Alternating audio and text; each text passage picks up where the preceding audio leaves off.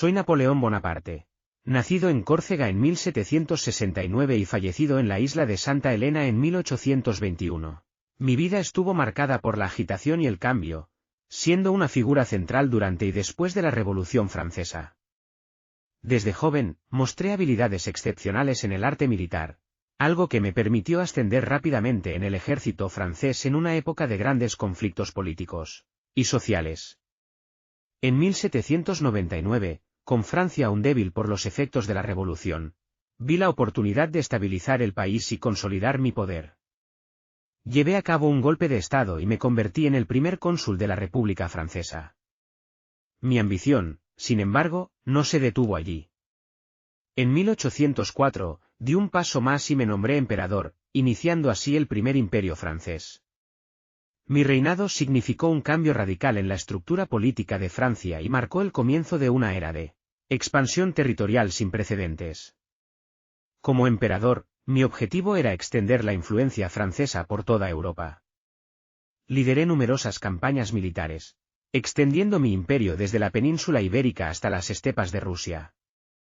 Mi habilidad táctica y estratégica en el campo de batalla fue, en muchos aspectos, incomparable. Pero en 1812, mi ambiciosa invasión a Rusia resultó en un desastre. Las severas condiciones climáticas, las enormes pérdidas de vidas humanas y la férrea resistencia rusa iniciaron una cadena de eventos que llevaron a mi derrota. Fui derrotado por primera vez en abril de 1814. Durante esta época, los ejércitos aliados de varias naciones europeas, incluyendo el Reino Unido, Prusia, Rusia y Austria, invadieron Francia y capturaron París. Esto fue parte de la coalición formada en respuesta a mis campañas de conquista en Europa.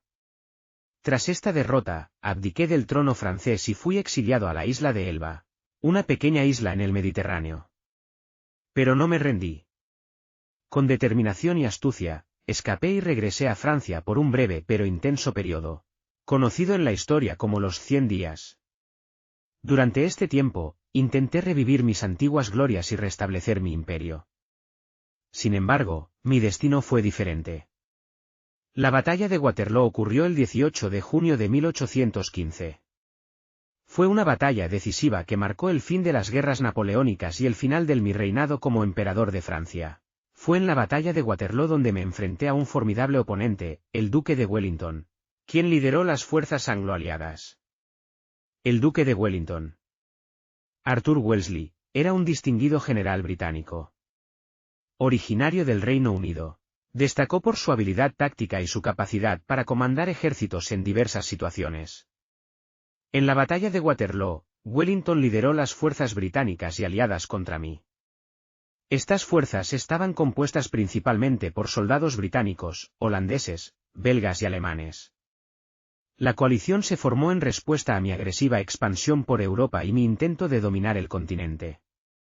Países como el Reino Unido, Prusia, Austria y Rusia se unieron en varias ocasiones para oponerse a mis ambiciones y frenar el avance de mi imperio. En Waterloo, junto con las tropas prusianas lideradas por el mariscal Gebhard Leverecht von Blücher, Wellington y sus aliados finalmente lograron mi derrota definitiva. Tras esta última derrota, me exiliaron a la remota isla de Santa Elena, un lugar solitario y aislado en medio del Atlántico. Allí pasé los últimos años de mi vida, reflexionando sobre mis triunfos y fracasos, mi poder y mi caída. Mi vida, marcada por la ambición y la controversia, llegó a su fin en esta isla en 1821. Aunque mi reinado había terminado, mi legado solo había comenzado. Mi influencia en la historia y la cultura francesa y europea es innegable.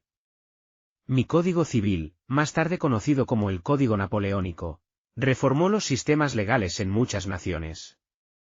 El Código Napoleónico buscaba consolidar y modernizar el sistema legal francés, que hasta ese momento estaba fragmentado y lleno de inconsistencias. Mis intenciones eran claras, quería crear un sistema legal que reflejara los principios de la Revolución Francesa: libertad, igualdad y fraternidad. Este código introdujo varias reformas importantes.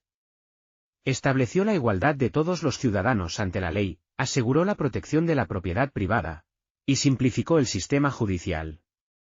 También abogaba por la laicidad del Estado y reducía la influencia de la Iglesia en asuntos civiles, como el matrimonio y el divorcio.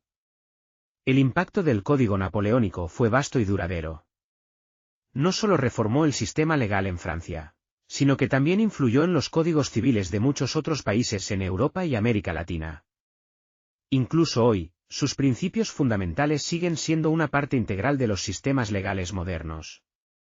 Estas leyes, centradas en principios como la igualdad ante la ley y la protección de la propiedad privada, han dejado una marca duradera en la legislación moderna.